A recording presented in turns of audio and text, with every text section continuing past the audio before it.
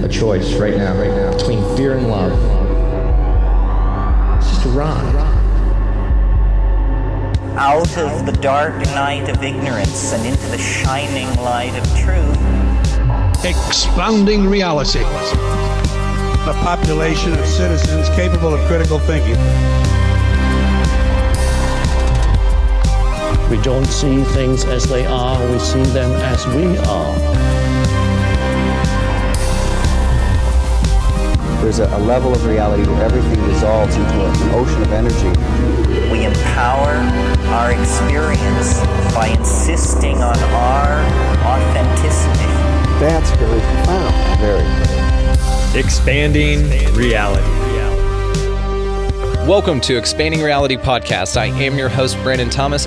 On this episode, I got a chance to sit down with Macroaggressions host Charlie Robinson. He is also an author. He wrote The Octopus of Global Control, as well as co-authored Controlled Demolition. All of the ways to find him, his books, and his podcast will be linked in the show notes. This dude is incredible. We had a wonderful conversation. You guys will really enjoy this interview.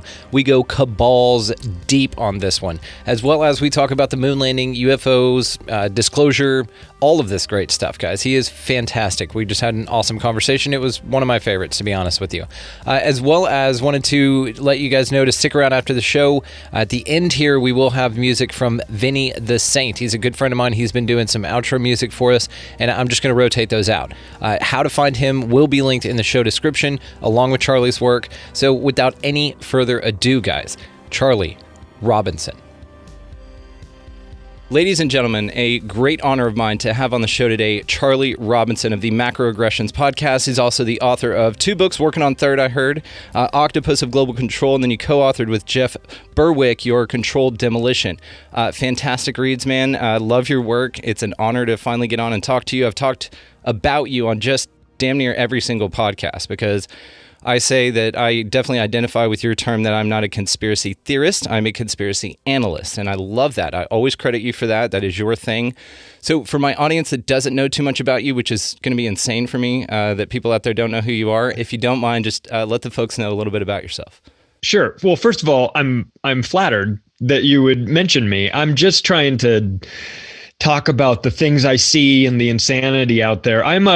I've written a couple books now, but my my awakening and my sort of journey through all of this started many years ago. You know, I mean, I wasn't really up on, when 9/11 actually happened, I didn't understand it all. It took a couple of years, and then I started to pick apart at that, and it didn't seem right. And then I learned about I went through the financial collapse, and I had a front row seat to that in Las Vegas, working in real estate and watching the mortgage, the criminality happening there and things like that. And I wanted to kind of understand how it all works. So that's what started me down this path. And then in 2017, I put out the Octopus book, and Macroaggressions followed in 2020, and also Controlled Demolition with Berwick went out in November of 2020, just a couple days before the election. So there's, there's just so much going on. I wasn't really positive how I was going to play a role in this. I didn't actually know that I needed to play a role in this. It wasn't until I had like a very kind of casual, simple conversation with my mother, and I was explaining to her some amazing new conspiracy or something I had found. And she's like, this is really interesting and fascinating, and you've got all this information, but what are you going to do with it? And it had never really occurred to me I had to do anything with it. So I thought about it and, sort of examined, well, what could I do? I'm not a filmmaker. I don't have a radio show. And I decided I would start trying to write. And that wound up becoming the Octopus book. And I was off from there. So I didn't, I went from being like an observer in this whole scenario to being a participant, because I felt like I had to do something. I wasn't really sure exactly how that was going to work. I figured writing was the best way. I started writing. It felt good. I kept writing. I'm still writing. And from that point on, I feel like until we get, my dream is to do like a podcast about football.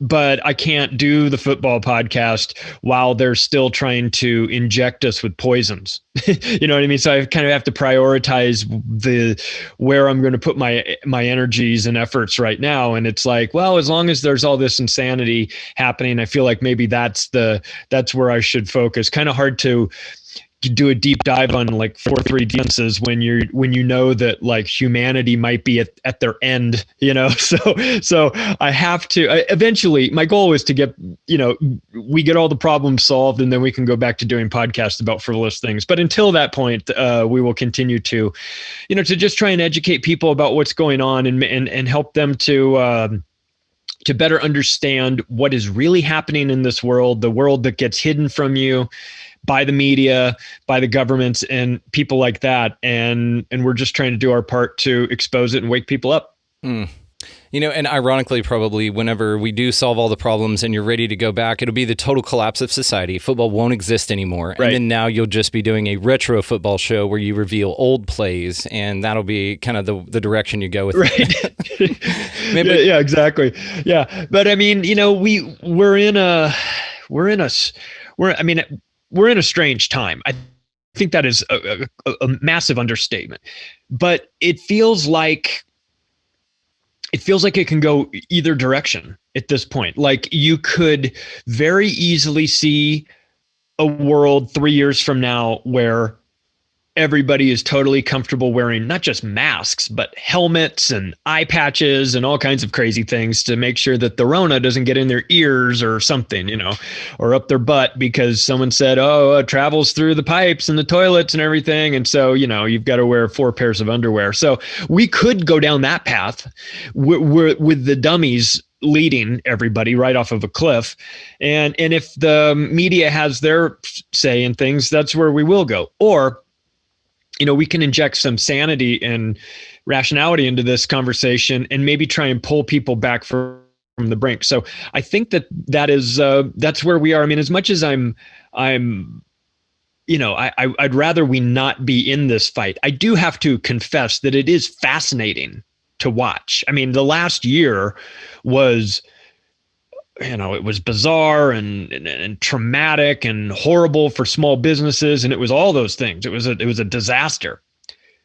But like the kind of like scientific observer part of my brain also is acknowledging that it was an amazing case study in psychological manipulation and medical manipulation and media manipulation and how easily confused people can be, and how distracted you can get people and how you can get somebody to double mask in their car by themselves just because the little box in the corner of the room tells you to be afraid all the time. And that is, man, that's just powerful and crazy and weird and fascinating all wrapped up into one. It really is. And, you know, I don't tend to blame the people that are falling for the, we'll just call it what it is, the deception. I tend to definitely blame the media and our government and the people who are supposed to be cultivating a great society full of open-minded thinkers. The problem with the people in power that want the more power is that open-minded thinkers tend to not listen to their bullshit. And so it is an interesting study, like you said, in psychology, in human psychology, what we have been going through. And I would argue that it's been going on since probably after the 50s, the 60s, man. It's been this slow denigration, this cultural change that they've inflicted on us. Of course, the big they, you know, have inflicted on us. And for purpose of designing a society in which we live now. I mean, they've gotten it. You know, they've got their New World Order wet dream, these sheeple that just listen to whatever comes out of the box, that get scared. And, you know, you can think back to the times, and I don't even know if they do it anymore because I haven't watched the news and I can't tell you how many years. That's why I live such a joyous, happy life.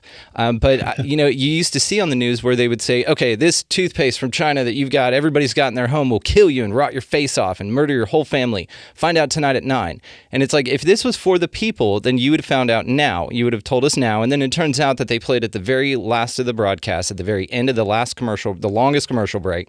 And, you know, they get these viewers. It's the same way that preachers keep people in pews. It's telling them that they're going to hell if they don't listen to you, that something horrible will happen to them if they're not tuned into the message that you are broadcasting in any respect. So do you agree with that it's been set up for this for a long time? Yeah. The media, are co-conspirators in this for sure. And the government and the media and the medical industry are, to me, responsible for all of this. But then I would put just one notch below them, the public, because they're not responsible for the message, but they are responsible for being so easily led by the message. And I understand, there's science behind the way the television works, and there's brain waves, and there's, conditioning, and Tavistock Institute's involved, and psychology is involved. And there's a lot of thought that's gone into the television that is used to control people. So I get it. There's a lot of people that are being put into hypnotic trance-like states, and then they're receiving all this information, and then they go out into the world and act fearful because of it. So I understand that it's not totally their fault, but I do have to hold them in part responsible, because it's not like you just went to some show and there's a hypnotist there and they hypnotize you. Like, you've been watching television for decades. That they're lying to you on your television. That they're lying to you on your nightly news. Like, so you have this. We know. And for people that just keep going back to CNN after they know, they're in like an abusive relationship with their cable news. their media treats them horribly and tells them that they're all going to die and keeps them in fear and keeps them coming back. They're in an abusive relationship, but. And so you blame the abuser in that, but you also have to tell the victim as well. Hey, listen, you have to be aware of your own situation here. You're putting yourself in a situation where this happens. You can turn off CNN and half of the problems go away. And you can recognize that your television is not telling you the truth. So I will always blame the television and the media and all of those groups, because they've done this and they've set this up, like you said, decades in advance. It's not accidental. We've gotten to this position that we're in through the incremental removing of our willpower and our common sense and our rational critical thinking and things like that. So we've kind of done it to ourselves in conjunction with the media. We've allowed them to put us in this weird trance. Not us. Yes. Like we see this, but I'm talking about the general public. And so yes, let's make sure that we assign blame to those that are responsible for it, meaning the media and the scientists behind it and the propagandists and all that.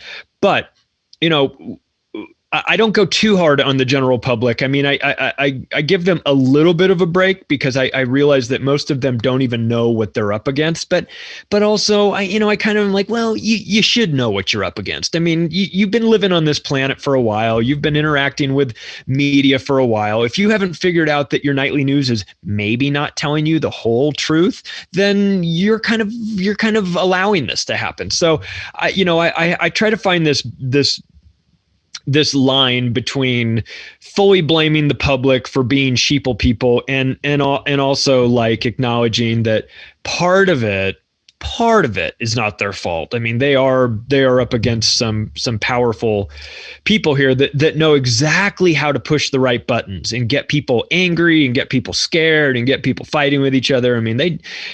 They're good at it. We got to give them credit. The media knows how to get us going, but the scientific part, like, I can give people a free pass on and say, like, you maybe don't understand how this is affecting your brainwaves.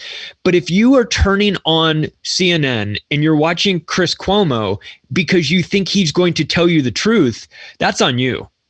Like, that's your fault for that. Because how many times do these people need to lie to you before you go, hey, I think maybe this guy's a pathological liar. Like, he's a compulsive liar. I think Brian Stelter would lie to you about what he had for breakfast, because that's who he is and that's how he operates. So, like, on the one hand, the media is dangerous and they've got all these great tricks, and you may be at a disadvantage and not understand how that all works.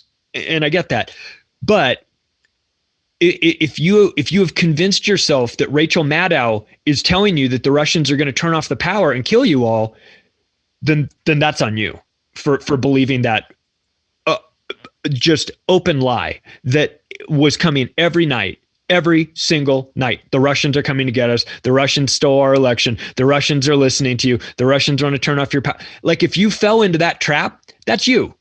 That's you being a dummy and being gullible and and believing that. So it's like, if we're going to get past this, we need to do two things. We need to simultaneously recognize that the media is there to deceive us.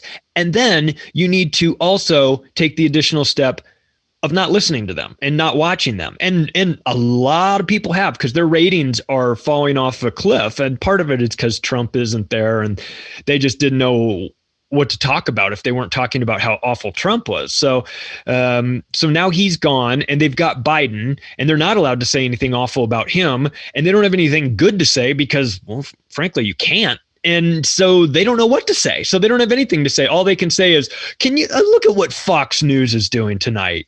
And you're like, wait, that your news broadcast is look at what Fox News is doing tonight? Like that? No wonder nobody's watching you guys. So it may be, and this is the tiny little bit of optimism in me. It may be that as we get through this whole op that we've been living through the last 18 months, it might be that it sours so many people on the mainstream media that their numbers tank so badly that they just become kind of irrelevant. And I hope that that's what comes out of this. But we definitely need people to take more of an active role in waking up to what's happening on your nightly news. And then also, it's kind of our responsibility to let them know where they can go to find real news, because it's not on your television set. It's going to be somewhere else. And I think a lot of people have just been sort of conditioned to think, well, I'll turn on the TV and then I'll get the news. But you've got to get them to break that habit. And that, of course, is very difficult to do. Absolutely. And I'm definitely reminded of the allegory of the cave by Plato when it comes to what society is doing right now with us, and the people that have been casting the shadows are the ones that they believe. But then there's folks like you and I, who was the smallest percentage of the prisoners in that allegory, that break out. And then it's a struggle for us to empathize with why they can't see the truth. This is what's so challenging about the stances that you and I have taken. And what's interesting about your show in particular is I listen to every episode, man. I've been listening to you since I discovered you about a year ago. Every episode I listen to. Now, what's interesting is you and I are two sides of the same coin, right? So you have if people are looking for the answers and the truth and the path that I tend to stay away from, simply because you're doing it way better than I ever could. But then the other part is I want to offer a different perspective as far as thought experiments go. So rather than if somebody wants to go on the deep, dark, heavy shit that's going on and the truth, I send them to you every single time. I'm your football podcast equivalent, right? I'm doing the things that you might do if the game was changed a little bit, just simply with more of a lighthearted talk about UFOs and things like that. But you're something I want to talk about, but that I don't often. So that's why this episode is going to be so special for me personally. Well, I want to talk about UFOs too. So, dude, we'll get into it because I've got a bunch of stuff I want to talk to you about. All right, great. So, and I agree with you that the sheeple, unfortunately, and of course you could relate all of that to that it's just a personal challenge for you because the world doesn't exist out there. It's just a mirror reflection of what you choose to experience if you want to go super deep down the rabbit hole of all of that. And so therefore all these sheeple or all these people taping masks up over their ACs in their car, which is also a bizarre phenomenon that I have seen. I'm sure you have as well. It's interesting. Yeah. And I'm waiting for the CDC butt plugs to come out. Do you think those will be They're coming. Okay, good deal. They're coming. And it's got another one taped to the back of it. So you and a buddy, It's interesting, man. And I'm like you, it's just so obvious. It's so clear, which is why it's so strange. And it's interesting that you brought up your mom and that you were talking to her about these different conspiracy theories, and she encouraged you to say, well, what's going to go next? And wow, that's really interesting. My mom and I have very different conversations. In fact, we don't have conversations like that because of previous conversations like that we have had that have been incredibly unsuccessful. So, well, I've had those too, by the way. I've had those with other family members where I brought up 9/11 at Thanksgiving dinner and watched the whole table turn on me. So I've done that too.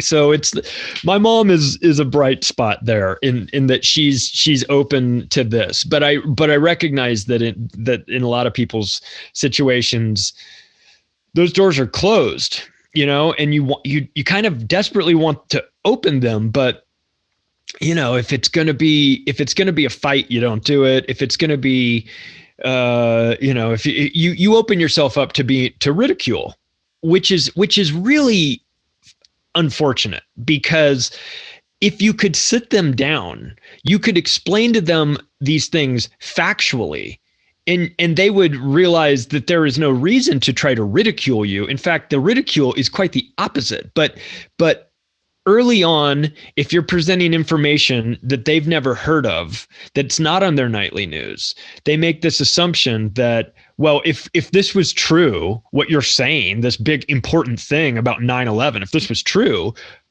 I would have seen it on my nightly news. And I didn't see it on my nightly news. So I just really don't know how true this thing is that you're talking about. It sounds kind of crazy to me. And it's like, okay, yes, it will sound crazy to you because this is the first time you're hearing it. I would like to remind people that just because something sounds crazy doesn't mean it isn't true. And also, like, if you think the nightly news is going to give you a full breakdown on what actually happened on 9/11, then you don't understand who the nightly news is. You don't understand that. If you're waiting for disclosure, like, well, eventually the CNN will tell me that these vaccines are dangerous. No, they won't. No, they won't, because they get 60% of their ad revenue from the same pharmaceutical companies that are making them. So they're never going to do that. So it's like this. With a lot of people that we're trying to break through to, it's like they have these assumptions in their head that are totally incorrect. I assumed that the news would tell me if this was important. I assumed that the news would tell me if the vaccines were actually hurting people. I assumed that the news would tell me if there was a gigantic event coming my way. Those are incorrect assumptions.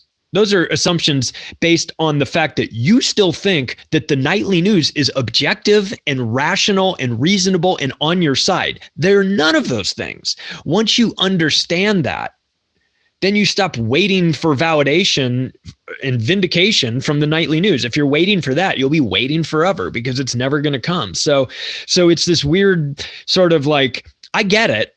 I understand why, like, our parents' generation, and not even necessarily always them, but I mean, still our peers as well. I understand why they think that the things that we're talking about are crazy when it's the first time they hear it. I get that. I totally understand that. First time I heard it, it was crazy too. So I'm not trying to discount that, but it's like, you almost have to kind of remind them that their relationship with news is totally corrupted. And that you're trying to give them news and they're still stuck on this.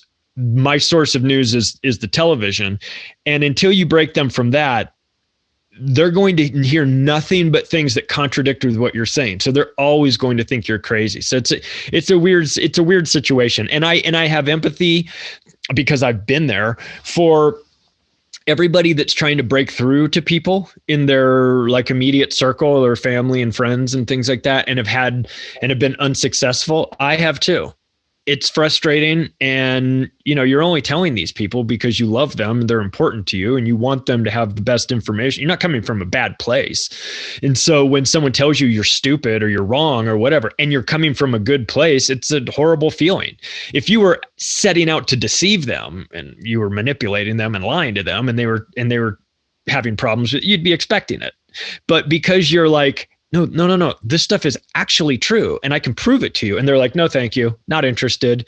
You're like, why are you pushing back against this? You don't push back at all against CNN.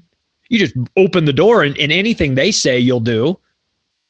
But I come to you with facts and you know me and you trust me and you love me. And I come with all these facts and you want nothing to do with it. Like, that's a shitty feeling, so I can understand when people get a bit frustrated and demoralized with this because we're not unhinged conspiracy theorists. We're very rational, deep thinking people that are coming from a place of wanting to do what's right and what's good and try and fix these things. And when we get painted as the exact opposite of that, and you're not prepared for it, it's easy to be like, what's the point? And I think that kind of psychology can be summed up in one word. It's comfort. They want comfort in the fact that they agree, excuse me, that they fit into the tribe that's the most in numbers. They want comfort in the fact that they watch the same football games as everybody else and can talk about the same Real Housewives of whatever around the water cooler at the corporate job that they work at.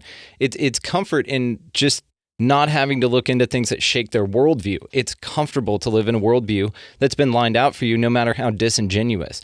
It's the peek behind the curtain thing that you and I are interested in, that it's a rare personality type, man. It really is. And it was shocking to me how rare it is.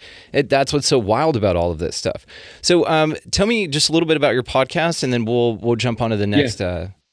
Yeah, Macroaggressions is, I do 2 episodes a week. One is an interview and one is a monologue. And I wasn't going to do the podcast. I started it in March of 2020, and I wasn't going to do it. I mean, I had thought about it, but I didn't know. And then I had I got a conversation from Tony Merkel, who does a show called The Confessionals, which is like Bigfoot and ghost stories and these really cool things. Yeah. And we're close. And he was like, you need to do this. Like you could fill a niche here. This could be a really great outlet for you. And I was like, wow, I mean, he started talking to me about the realities of it and the sort of, the business behind it and how it all works and how it. So I was getting that. And then like a day later, I think it might have been just one day later, I was on Facebook. I wasn't even on my page. I was in like the tinfoil hat group page, and someone put a post up, and I'm not on there often at all. I just happened to be there. And there was a post that somebody put up, and I don't even know who it was. And the post said, when is Charlie Robinson going to do his own podcast? And I was like, okay. I mean, it's universe. Hello. Yep. Is this? So I was like, all right, well, that's kind of strange. And then I had maybe 2 or 3 days later, certainly was in the same week, somebody else do something similar to me. And I was like, okay, I've now got it from 3 different angles talking about this podcast. I think maybe I should just acknowledge that the universe is speaking to me in some weird way, or somebody's speaking to me. I don't know. So I said, all right, let's do it. Tony, help me out with this, show me how to do all this stuff. So I recorded a bunch of episodes in advance and got them all ready and got everything up and running, and said, all right, well, we'll just start it in like the first week of March of 2020. Right when lockdowns hit, it just totally accidentally timed it that way. And that's when the first episodes came out. And, I mean, you're doing this like I'm doing this. And it's like, is anybody listening? Am I talking to myself? I mean, I feel like I'm talking to myself. And when you do the monologue episodes, you are talking to yourself. And so it's this line between, I hope somebody hears this, and please don't check me into a mental institution because I'm sitting up in this room talking to myself for an hour at a time. But it's been really great.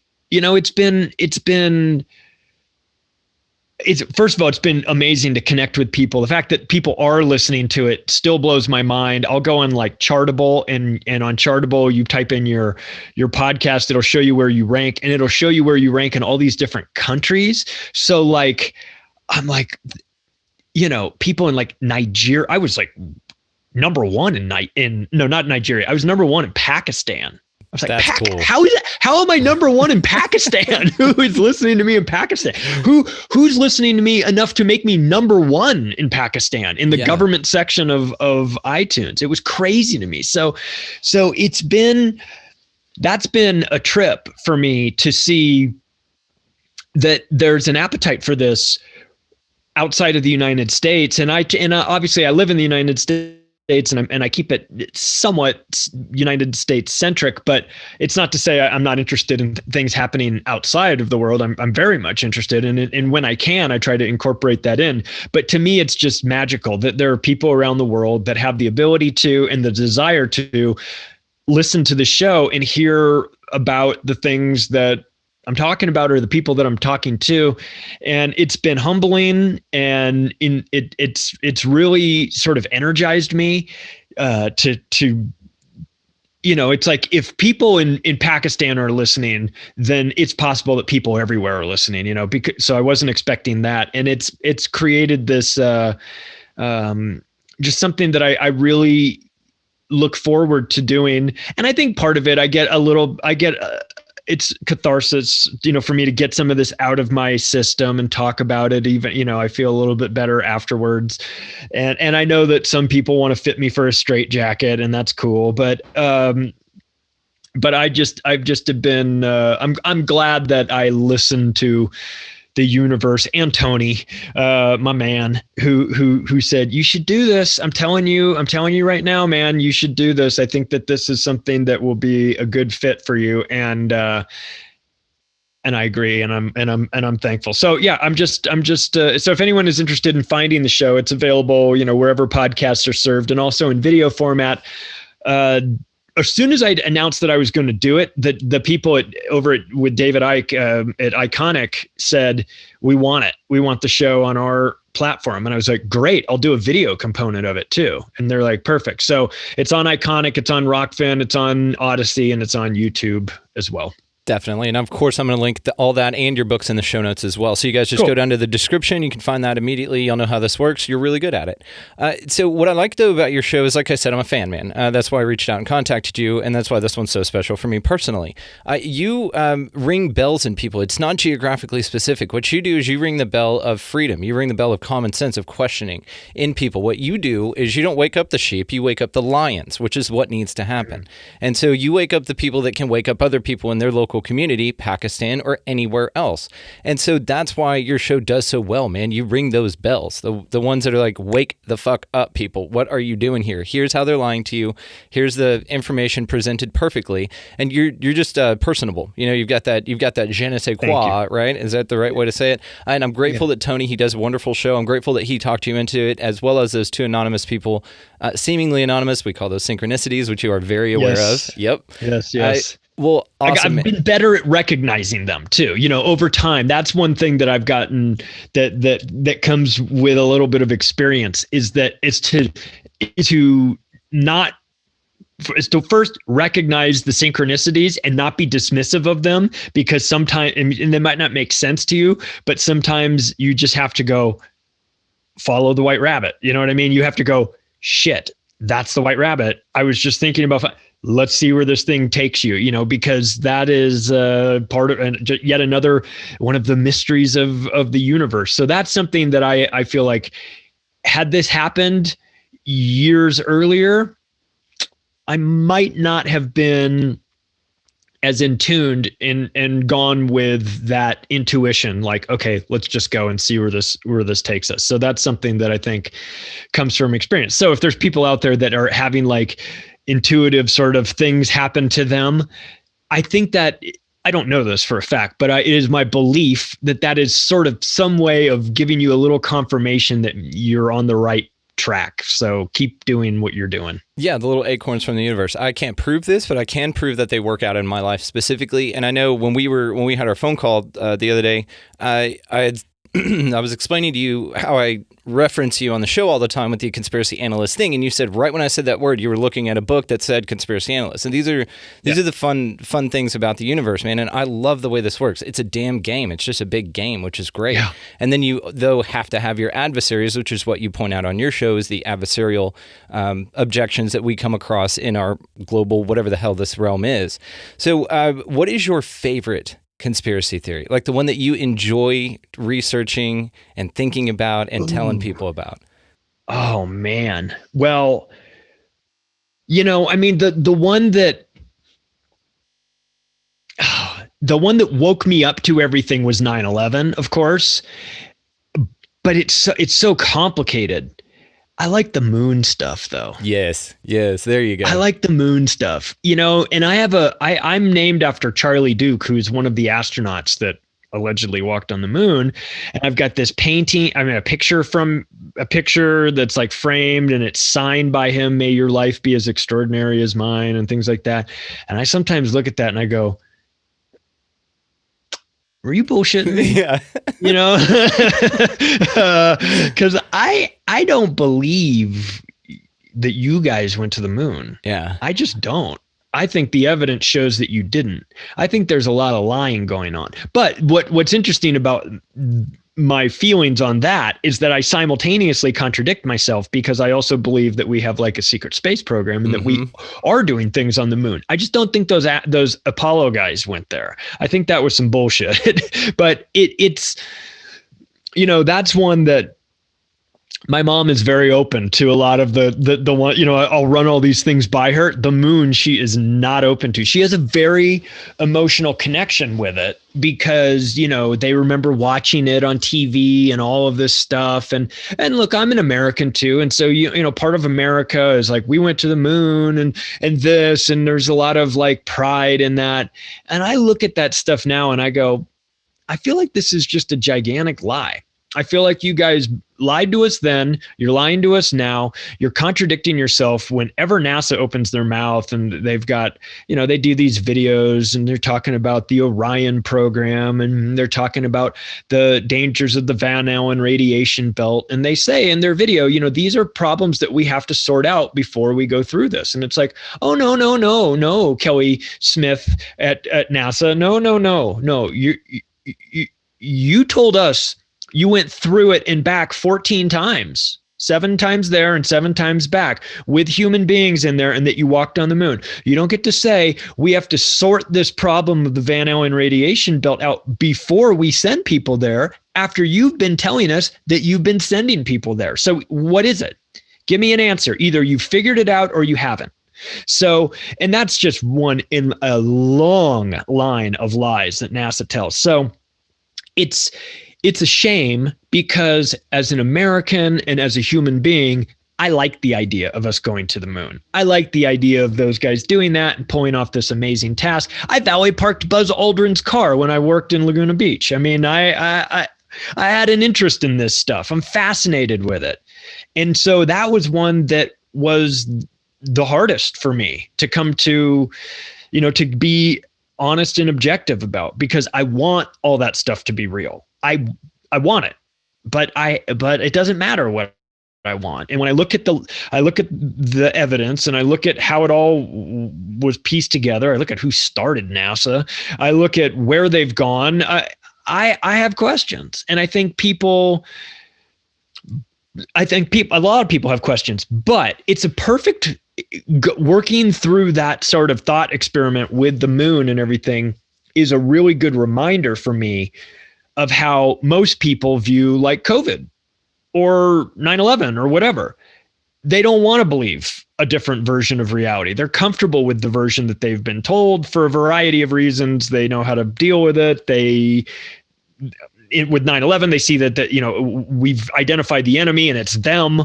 With COVID, it's you know, we've identified the virus. It came from them, and we're going to protect you from. So they're comfortable with that version of reality.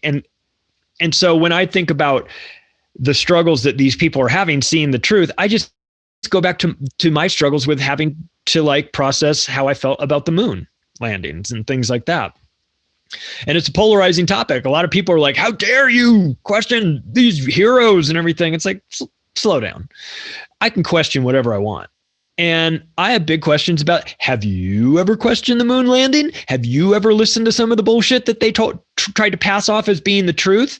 I mean, there's some big problems here. Have you ever seen the movie A Funny Thing Happened on the Way to the Moon? I mean, watch that documentary and then get back to me. There's some fuckery going on at a high level here.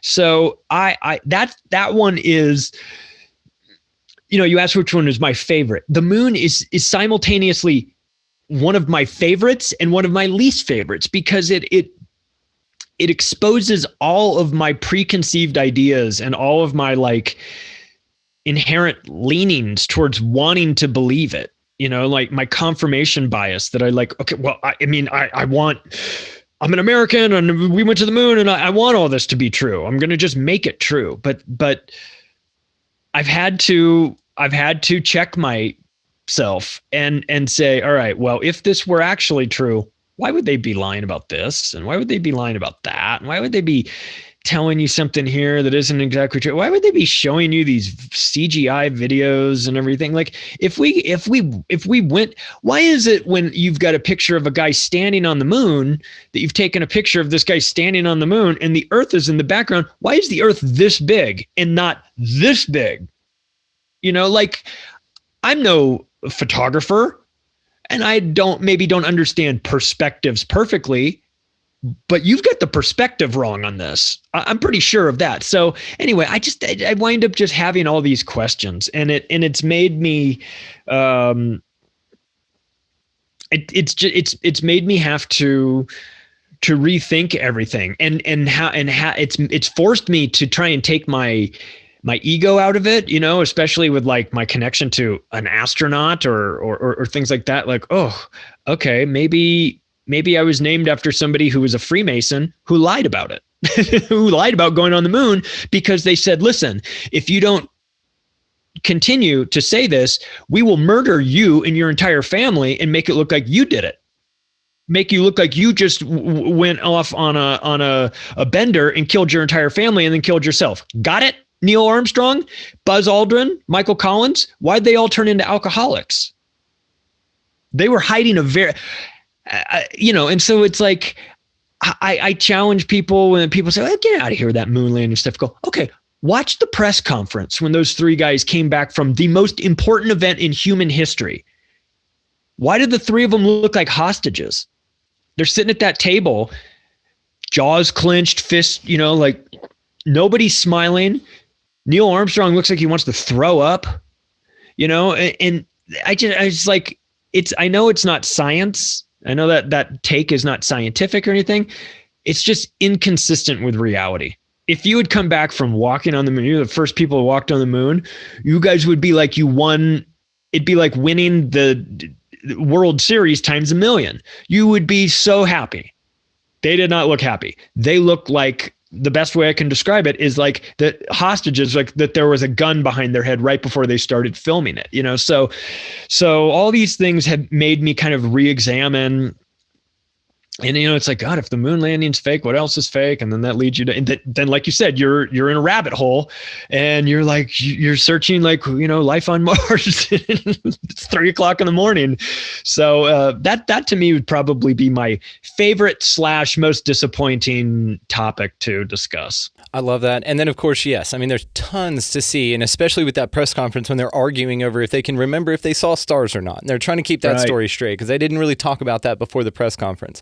I'm completely there with you. They look depressed. They look sad. And everybody says, oh, you can't top the high of going to the moon. That's why they were all alcoholics. Or they were fucking lying. And that's why. And they felt bad about it because they were true Americans. And they had to do this thing, like you said, with a gun to their head. That's exactly the feeling that I got off of it as well. And then, of course, you want to look at the secret space program. I love that kind of shit, man. Michael Salla, I just had Brad Olson on. We talked about it. His book, Beyond Esoteric, he talks about that.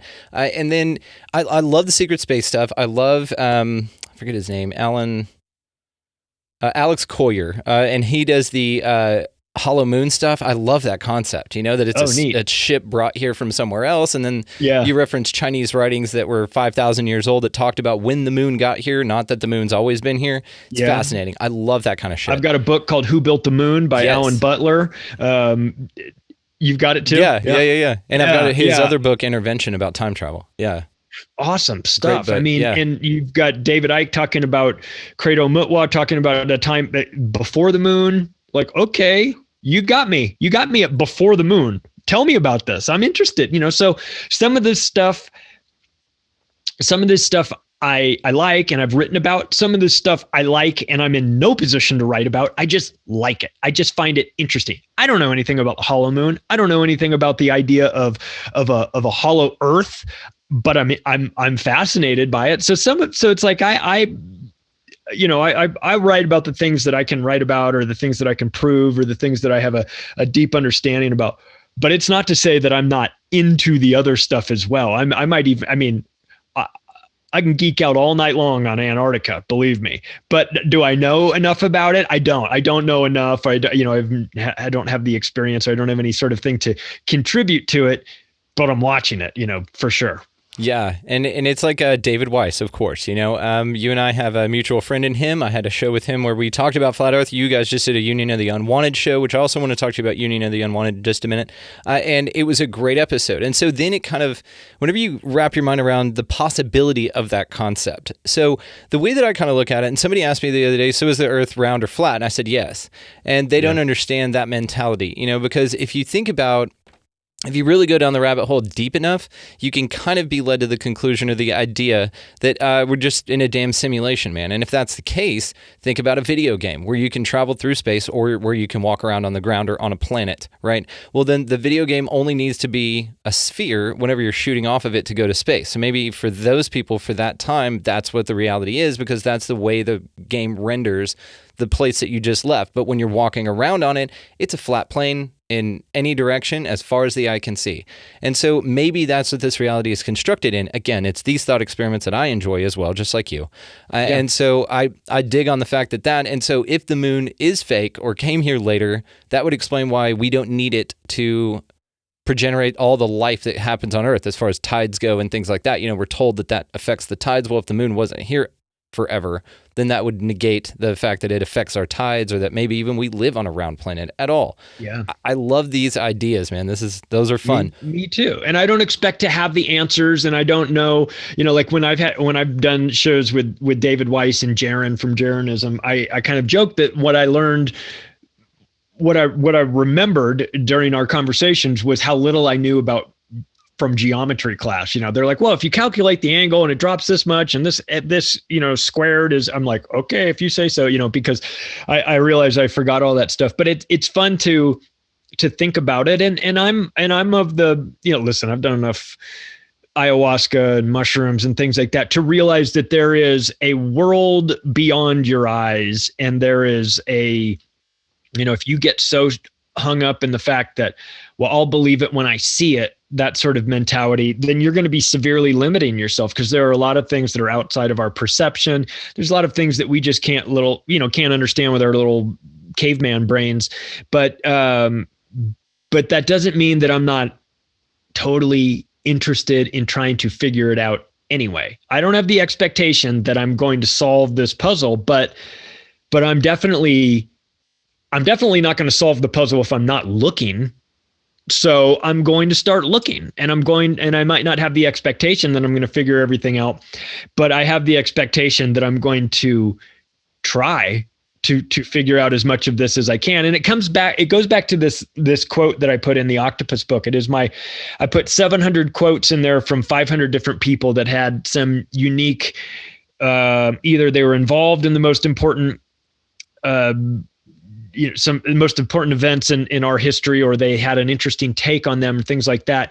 And it goes back to this one quote that I have, and I put it right in the introduction to the book. And it's from Stephen Bassett, who's the executive director of Paradigm Research Group, which is a UFO group mostly. And he talks about the big jigsaw puzzle. And he said that when you're born in this world, you come into this world, you're handed a box with all the pieces of this big jigsaw puzzle. 10,000 piece puzzle, and you're given this box, and your mission in life is to put this puzzle together. And if you do that, it will be a picture of the world as it actually is. And so you set about to do that. It's all good. You start trying to put these pieces together, except there's a problem. Seems that the government that you're living under has made a decision to interfere with this truth process. And they've taken a bunch of the pieces out of your box and have thrown them away. But then it gets worse. They've taken pieces from somebody else's box and they've put them in your box. And you don't know that. And you go out about your life trying to put this puzzle together, never understanding that some of the pieces are not going to fit. And he said it's an almost impossible situation for you, but it is extremely effective to serve the state.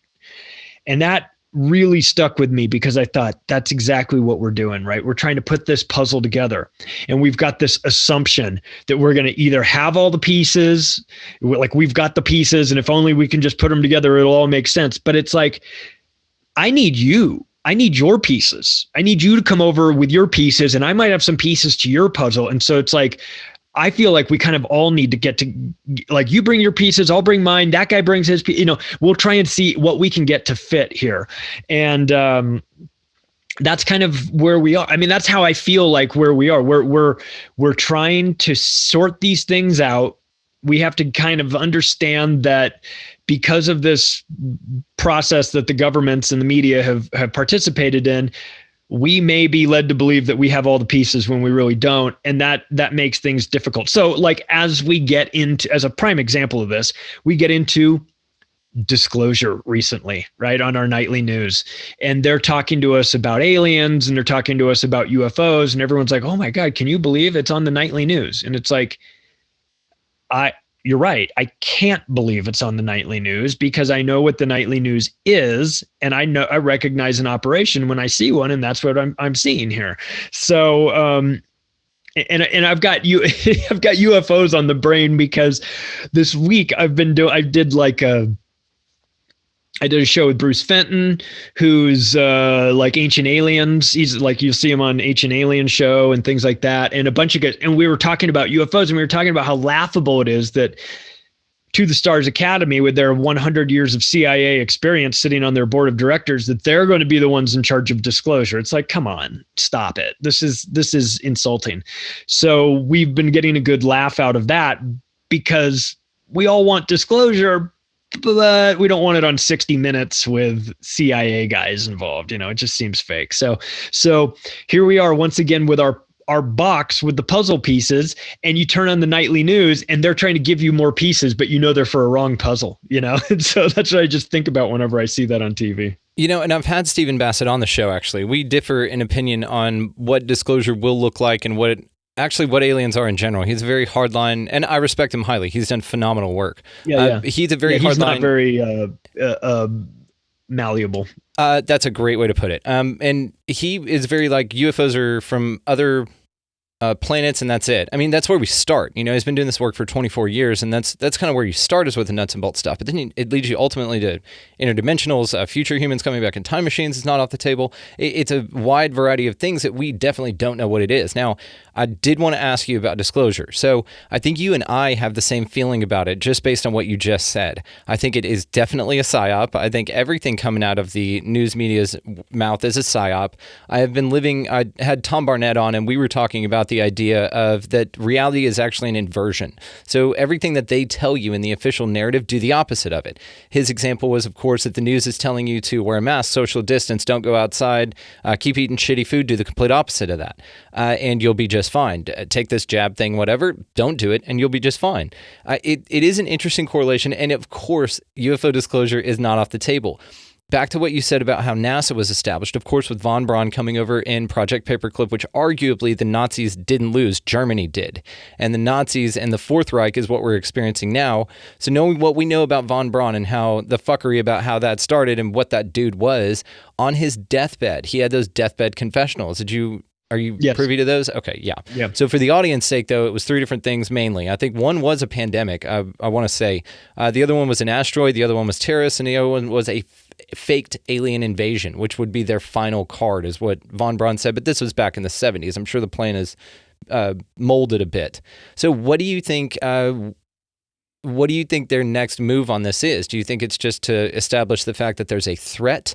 Or do you think that they'll go so far as to do some Project Bluebeam shit and have some holograms and explosions and cities blow up? Yeah, it's a really great question. And I don't know for sure what they'll do, but I do agree that, look, whatever they're telling you. And so full disclosure, I believe in aliens. I believe in UFOs. I believe there's a whole lot of crazy stuff going on out there that we don't know about. So I'm interested in that, and I'm open to that. And I've never seen one, and I don't have experience. And so I'm not in that camp of like experiencers, but I can say there's been so much evidence for so long that there's something going on, that I believe there's something going on. So I want disclosure, but I don't want it on the nightly news in that method. So I don't believe anything that they're saying, not because I don't believe there's UFOs and aliens, but just because I don't trust the source. So I think that what they'll do they're obviously getting us prepped for this. They're getting us to start thinking about this. My guess is that it's more about creating a new external threat. We always have to have an external threat. And it typically helps if it's an invisible enemy, like terrorism, terrorists that are, terrorism, it's a concept, the enemy is a concept. And the perpetrators are terrorists that are going to get you. They're around every corner, even though you're 7 times more likely to die in the United States from a vending machine falling and killing you than you are to die from a terrorist in America.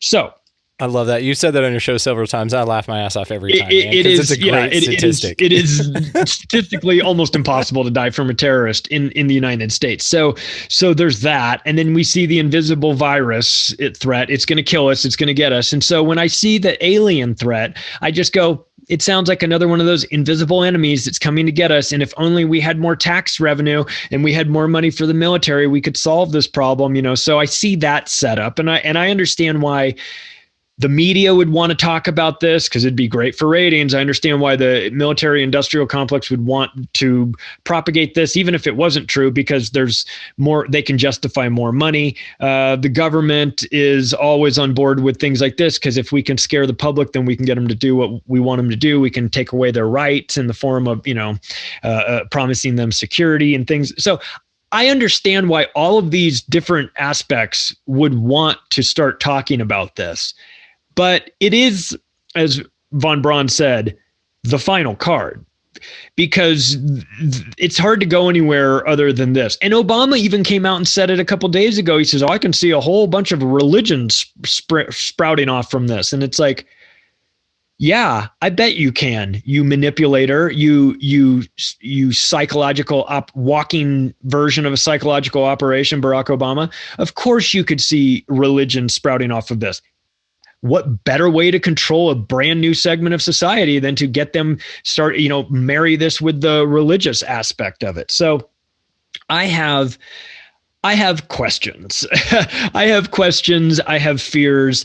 I'm fascinated. I've got my popcorn and I'm watching this disclosure happen with Lou Elizondo, who is maybe in my opinion, maybe one of the least believable people that I've ever seen on television. I mean, talk about a guy that goes on television and says a lot of words, but doesn't say anything. I mean, he's good at talking and not saying anything. Like, and that's operative. A CIA trick. Yep. So I don't believe, the Tic Tac video and the all that stuff. I've seen better videos than that. I mean, that if we want to talk about disclosure and things of that nature, I'm going to need to see better. I'm going to need to see something better than grainy, footage from the Navy. I'd like for it to be using a camera that wasn't built in like the 1970s. That would be helpful.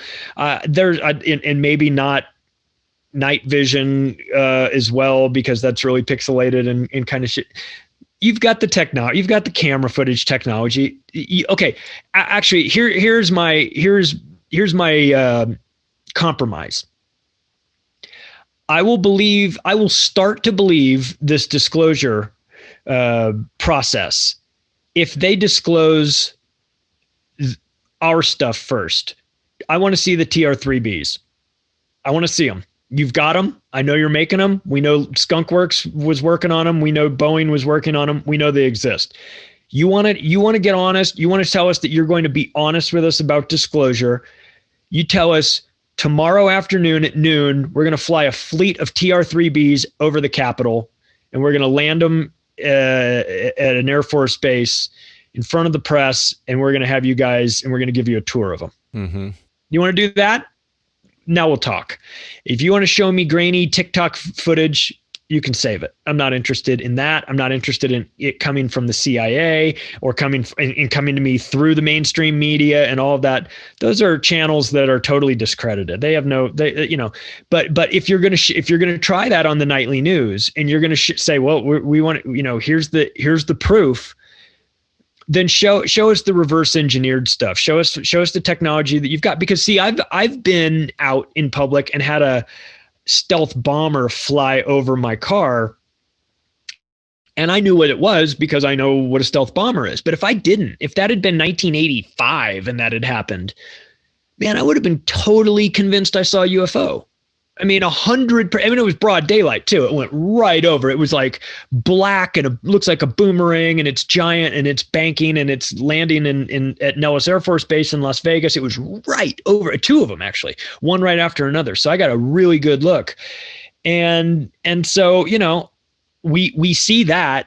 I think part of it is disclosure, that they're going to have to disclose some of the new some of the new planes that we have. And this is a great way to do it. So to me, I need to see some of our craft that have been based off of them. And after that, then I feel like we could talk, but it's their responsibility to give us some proof. If they're going to try and sell us on this narrative, I'm going to need more than just grainy video. Yeah. And it reminds me of the moon landing, right? Because they didn't shoot the actual feed. They shot a picture of the camera, right? They shot a camera on a screen with the feed on it. So it's kind of a just shitty, grainy thing. Yeah. But I think that people believe in it or want to believe in it because of the camera that it was shot through, because it has official government military ties to it. Not the guy in his backyard or the people that filmed the Phoenix Lights, back in 97. Those people, and there's some great footage of UFOs out there. They just weren't shot and processed through a government camera, which is why people want to say it's more valid. But that, in my mind, doesn't hold water, just like yours.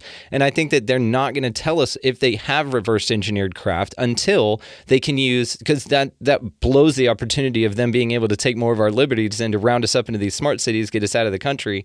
And that's where they want to go with this thing. I mean, inevitably, right? They want, of course, more control.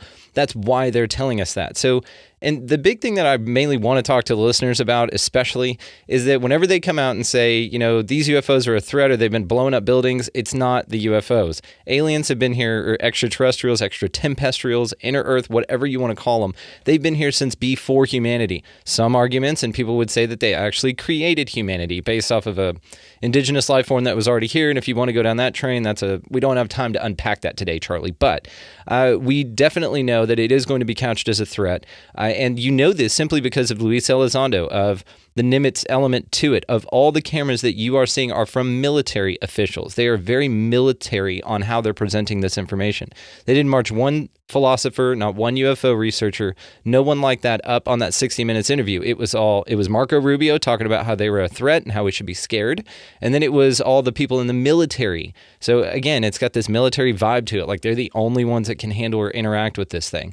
So aliens are not going to take us out. If they wanted to, they would have done it a long time ago. Any attack that comes from anything told to us by our government is going to be a secret military project. And this is why I don't think we'll get the TR-3Bs. Or if we do, they'll be flying over blown up cities, and then later on they'll say, oh, when one of those crashed, we're able to back engineer it. But we haven't had anything like that until then, which we know is a bullshit, man.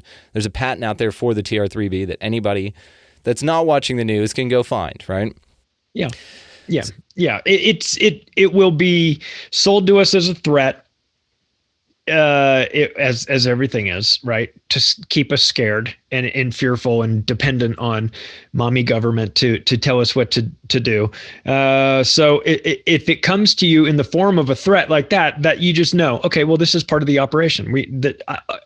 How would we know that if we didn't? It's not like we're psychic. We just understand how they think and how they operate and what the agenda is and what they need to do and the reaction they're looking for. They're looking for fear. They're not looking at like, isn't this great? We made contact and maybe these things will help us out. And isn't it going to be great? It's always like, we don't know where they're coming from. They're breaching our airspace. We have to be concerned. We don't know we know they're not ours. We don't know whose they are. Fear, fear, fear. They're coming to get us, and have everyone go, oh no, oh no.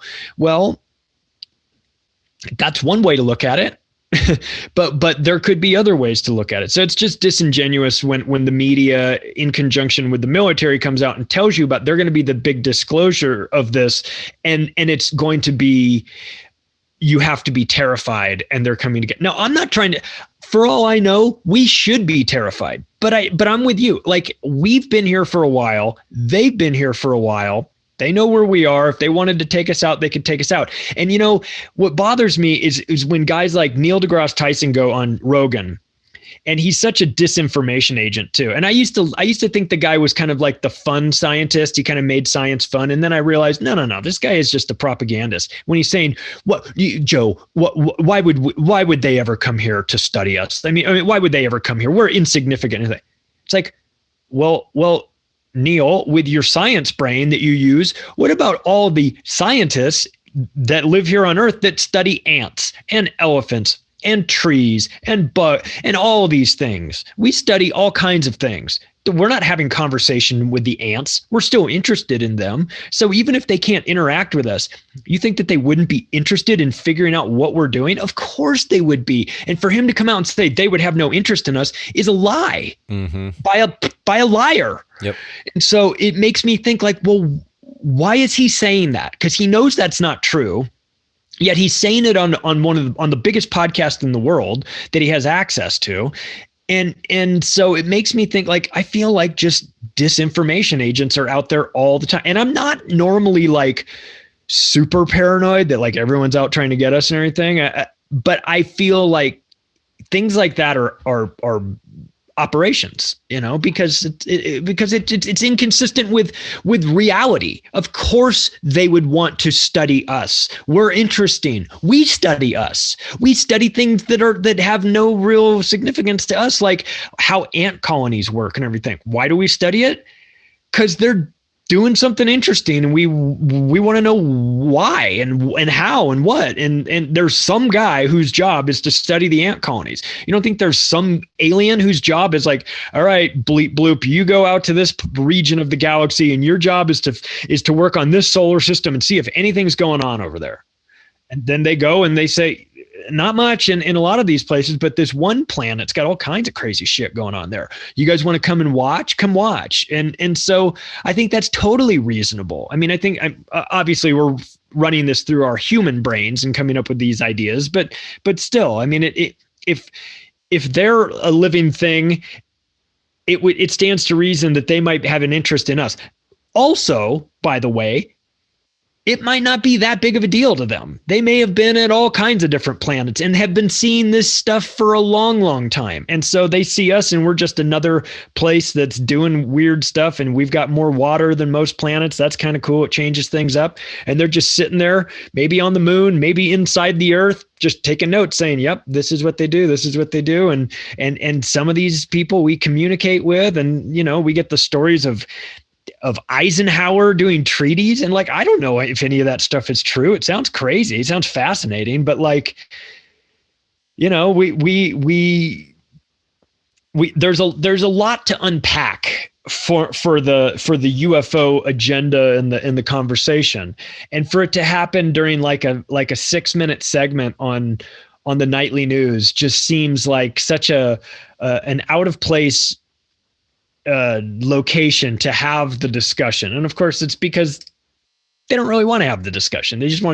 They're setting you up for some narrative. So it's fascinating. And I also I'm as fascinated with the story as I am with watching the people as they process the story too. Oh, that's you know, been to so see much like fun. Yeah. Who's falling for it, who's in it. Yep. It's been a blast, man. And I tend to think like you, that they're just studying us, you know, and the abduction phenomena might be just the way that we do to whales in the wild, where we tag them and send them back out, or bears, or any other type of wildlife that we want to study as well. It's a you know, taking an interaction. We do some experiments on them and then we set them free.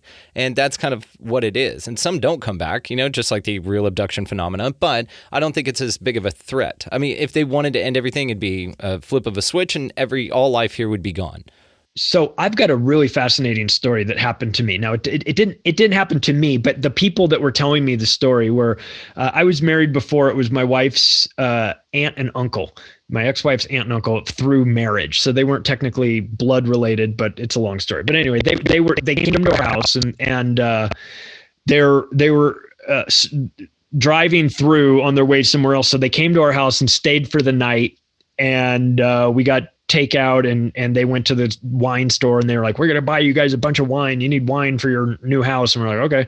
So they bought a bunch of wine. We started drinking the wine and eating dinner. And as the night went on, they told this story. Now I knew the wife had, I knew that she had an interest in UFOs and things like that. And I knew that she had a very interesting relationship with that sort of stuff. And just as a setup, both of them are like, have MBAs. They're like well-educated, really wealthy, working hard, like smart, logical, buttoned up kind of people. And so so she's telling me the story, I kind of expect it. The husband, though, I'm not expecting to hear anything other than like eye rolling from this guy. So she starts saying that like as kids, they'd had UFO experiences their whole life. She and her sisters. And she said they've been following us forever. We've had experiences and things like that. And I'm like, okay, I'm open, I'm listening, I'm hearing you. And she said, she's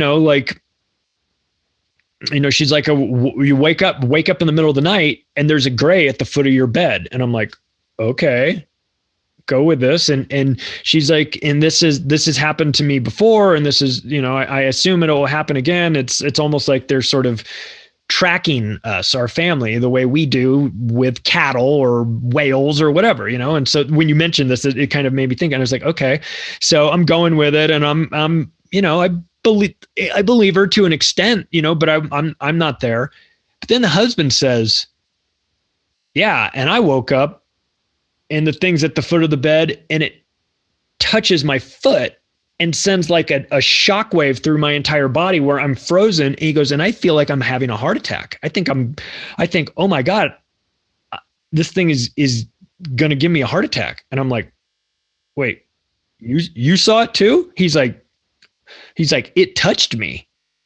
And I was like, okay. So like, now we're like, all of a sudden I was like, and I remember they went like, one of them went to the bathroom, one of them did something. I was like, are you believing this shit? Holy, like we were like really freaked out. And the part that made it real to me, and to be clear, it's a secondhand story. It didn't happen to me. It happened to them and they're telling me. So you can add in your discount to however you want to calculate that. But his story was what got me, because this is a guy that is not like, if you looked up rich white devil, it would be like a picture of this guy, like not the airy fairy type of guy who's like, yeah, man, aliens are all love or anything. This is like hedge fund looking guy who's like, I'm telling you right now, I was terrified and I thought I was going to die. And I had never seen anything like this. She has these experiences from time to time. It's not a big deal. It was a big deal to me. I thought I was dying. And I'm like, holy shit. I remember the next day we were like, my ex-wife and I, we were moving this one we were taking furniture, and the whole day I would like midway through, I'd just go, I'm still thinking about last night, that conversation. She's like, me too. I can't get it out of my head. So what are we supposed to make of that? Like, I don't know. I wasn't there. I believe them because I have no reason not to believe them, but it's a crazy story. And so if that's happening and she is of the belief that they're somehow being kind of tagged and followed throughout the course of their life, okay, well then they are doing the things to us that we do to other animals. And that is maybe what you do when you're more intelligent than the species beneath you. You study them to try and make sense of it. I don't know. But so when I have a situation like that, it leads me to believe that, okay, well, it hasn't happened to me. I haven't seen anything. I haven't seen a craft. I haven't been touched in my foot in the middle of the night by one of these things. So it's very easy for me to say it's all not real, but I don't know that it's all not real, So, and the people that are having those experiences are adamant. They're not asking you to consider that maybe it's real. They're telling you, that guy is telling me it's real. He's telling me it happened to me. It's as real gets. And so, fuck, what do you do with that? What do you do with that information? I just put it in my head, and then 15 years later, you wind up at the Lou Elizondo thing, and I start going, well, all right, I do know that these people that I know are saying that those things are real. So it could be that the ships that they're showing on the TikTok video and all this are actual alien craft, because I do know about this other component here. But maybe they could be right, and Lou Elizondo and those guys could be lying, and that's what I think is happening. And so it's like, on the one hand, I don't discount that there are craft. I just don't think that those guys are the ones that are going to tell me the truth about it. So it's a weird sort of industry. And so like when you're talking to Stephen Bassett and he's convinced that they're aliens and that they come from a different planet and everything. Okay, I hear you. But do we know that those grays aren't like programmable clone blobs or something? You know what I mean? Like, is it military? It could still be, the story of the thing touching him and giving him almost a heart attack could be real. It could be true, and it could be not alien too. It could be some sort of other thing. So it's like, I don't even pretend to know the answer to that, except that I just have to put the same filter on it that I put with everything else. It's a matter of who is delivering the message. And when the message comes from the mainstream media and the government and the corporate or the CIA or guys that used to be in the CIA, I put that in a category where I just am not going to be so quick to just instantly believe it. But when I've got like firsthand accounts, and of course you probably have either read about or talked to some people that have had firsthand accounts with these things, try telling them that it's all in their head. They are very adamant that they know what they saw and they saw what they saw. They might not be able to explain it, but they're not going to be called stupid. They're not going to be called pathological liars or scammers or anything like that. The people that were sitting in front of me at dinner had absolutely no reason to tell me this, to lie to me about the story. They had every reason to never tell me this story, because they know all it does is make me look at them and go, they're the UFO people now. And so, and when you're working in like a corporate world like they are, there's zero incentive to bring that up, because then you're dealing with clients and people like that maybe don't want to deal with you. They think you're a little unhinged. So it's like, we're in a real weird state where there's no incentive for people to be truthful about this, because they know it comes with a certain amount of ridicule and a stigma and things like that. And yet still, knowing that, people feel compelled to tell you what they saw. And I want to be crystal clear. I do know that there's a segment of the population that's delusional and making things up. I know that for sure. I know that, but I'm not going to say that everybody is. And so could you imagine what that would do? What would that do to you? Like if you had this experience, let's say since when we talked last week and today, you had an experience that you cannot explain. And you know that if you tell someone about it, you're never going to be able to describe it the way that it happened to you. You know that they're never going to feel the way about it that you feel about it. And you know that there's going to be part of them that's going to think that you're a little bit crazy. So it's like, why, do you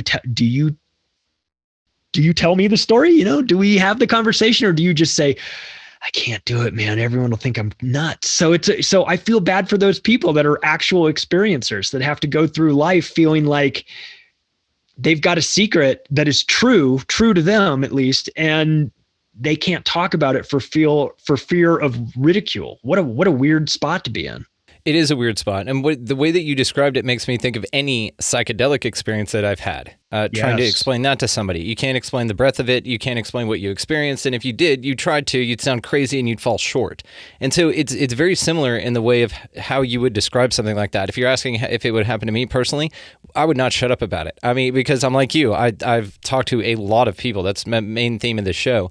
And I've talked to a ton of people that have had experiences, have written books on it, have opinions on it, have their own experiences that you can't tell them, like you said, are not accurate. And it's not my place to do that, just like you. And that's what this show is all about. I'm not here to tell anybody they're full of shit or to prove myself right. We're just talking about the ideas. That's my favorite part about this show. I don't take a stance because I don't have to, and it's great. It's allowed me the opportunity to have some incredible conversations with some amazing people.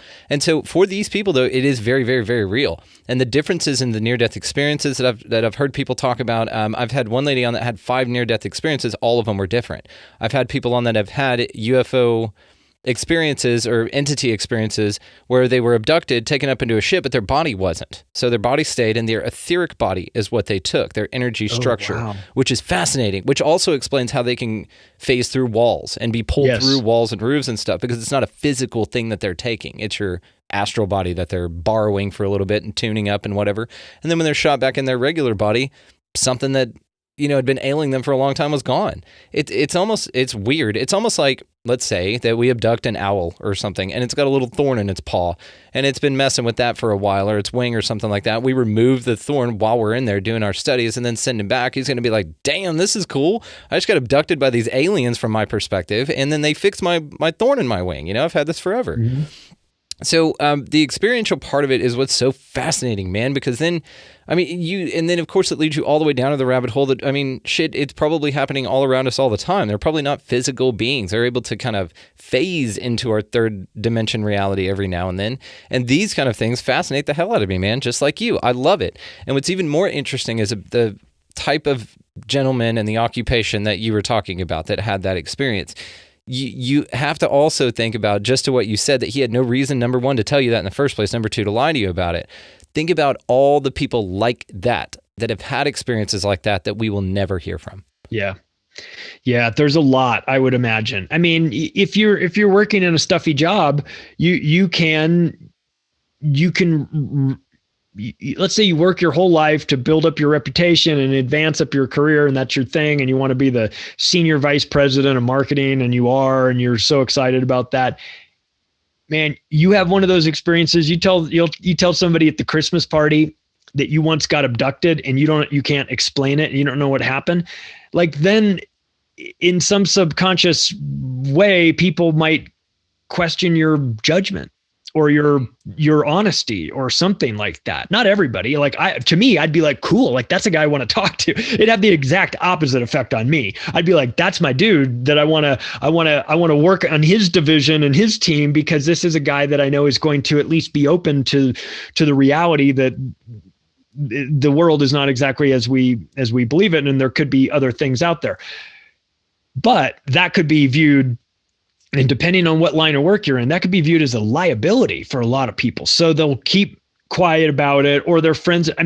Look, we have a hard time just bringing up 9/11, and 9/11 is something that has actually happened, and we can see it, and we can watch videos. And because we have a different perspective on that, we've seen what can happen when you bring up 9/11 in front of the wrong people. And that's something that you can sort of discuss. Then if you talk about aliens and things like that, and so my question or my sort of my thought on that is that, like, why is that? Why is it that aliens are off limits? Why is it that UFOs are off limits? It's like instantly you're branded with that guy's crazy thing. And I would suggest that is not accidental. That was designed that way to make it look like it's kid stuff, or it's just for movies or things like that, as a way of keeping people away from it. They've tried very hard to make everybody that talks about aliens sound crazy. Yes. And some people that talk about aliens probably are crazy. Yep. But not everybody. And so I think that the interest in the setup to discredit people simply for having an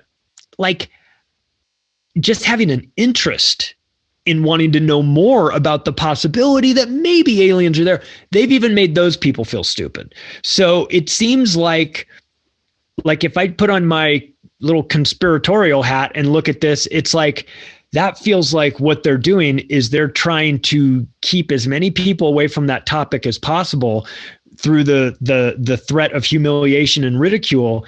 And that to me would be exactly what you would do if you were trying to keep people away from the truth. Absolutely. It's the inversion of reality thing, right? Right. What they tell you not to look at is what you need to look at. And there actually is some science behind this psychologically. They used to say back in the day, when you think of back in the day, whenever you heard, before it became something that was real in your mind, or even possible, what was the idea of somebody that you had, the caricature of the individual that they would brand as a person that's been abducted by UFOs, right? It's a class system thing. They do this based on, oh, you're just a backwoods redneck that got probed, and you're because you got scooped up off of your property because you live out in the woods, and you live out in land and whatever, and you're just lower than. It's this blue collar redneck hillbilly type of a thing that they've been branded as. And I think that that's definitely switched, man. I think that now, especially with the conversations, even however disingenuous they are in the media, at least people are now open to the concept. At least now more guys like that are coming out and talking about it. But it has been a class system association thing. Only these hillbillies get abducted. So if you got abducted, you must be part of that. Therefore, you're not in our club. And it's this whole comfort thing. It's breaking people's comfort zone, I think. Yep.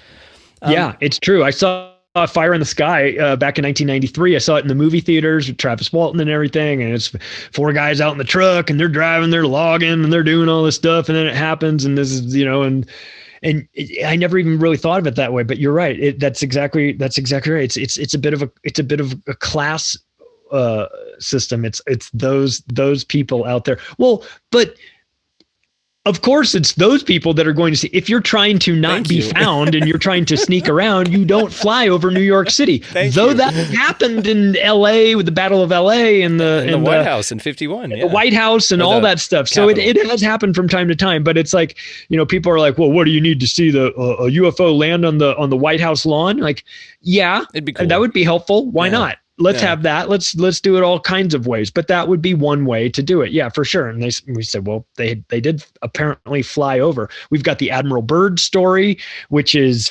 fascinating to me. So I'm interested to see where it all goes in the next couple of years. But because I like the topic, it's a fun topic. It's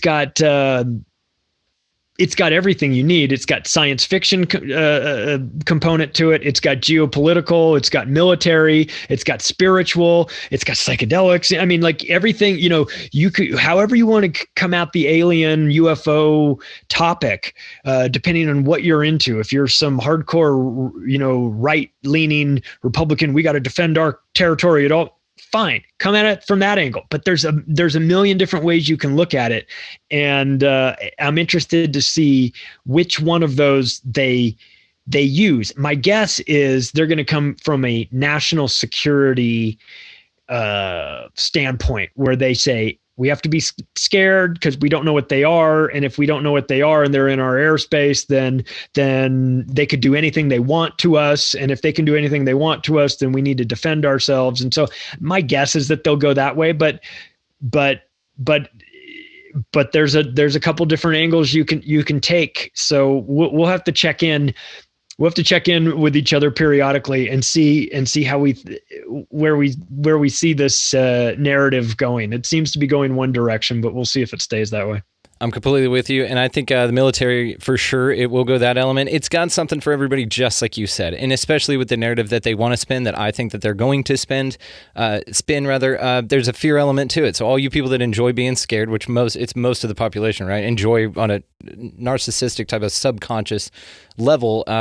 They like being scared, man. And it's clear because they remain in that fear state all the time. So there's something for everybody when it comes to that.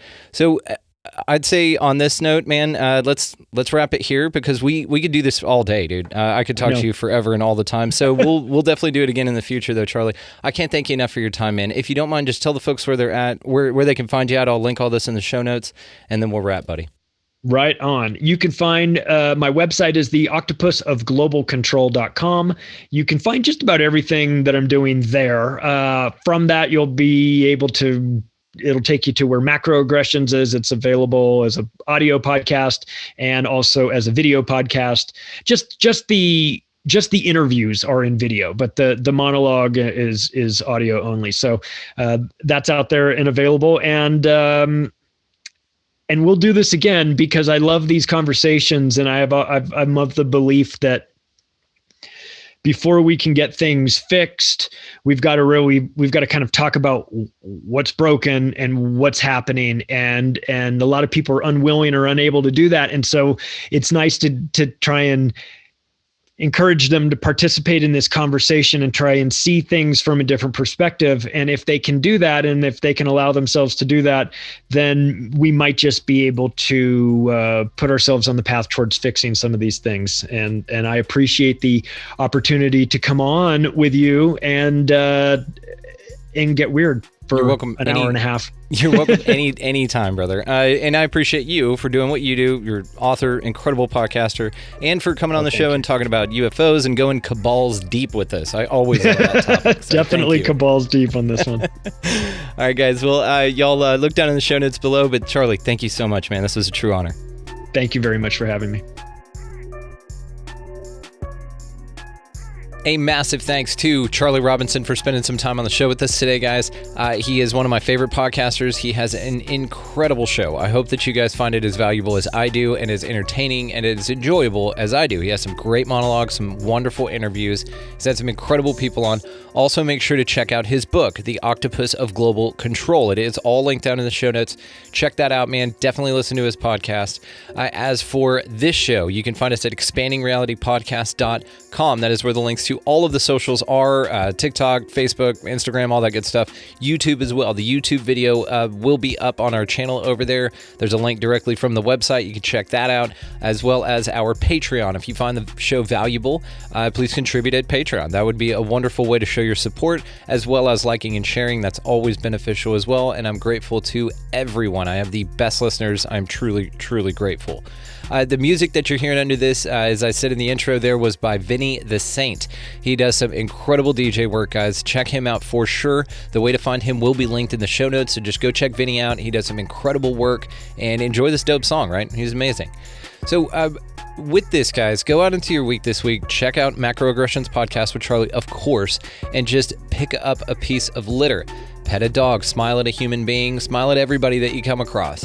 Live your best life here, guys. We live in a society. Go ahead and just buy a meal or a cup of coffee for the person in line behind you. Be grateful that you've got the means to do that, as well as get the hell out of the left-hand lane. Quit being a piece of shit and get over. The left-hand lane is not for you to just sit there and do below the speed limit or at speed limit. Get the fuck out of the way. There's people out here who want to go faster than you, and that's what that lane's for. So clearly I'm over it, but get out of the left lane, guys. As well as all of that good stuff, guys. While you're listening to Macroaggressions, just be grateful for everything that you've got, for your life, for the people in it. We are marching towards totalitarianism at some level, but it hadn't happened yet. So you guys just go out into the world and be good to one another. Thank y'all so much for listening. Truly grateful. We'll see you next time.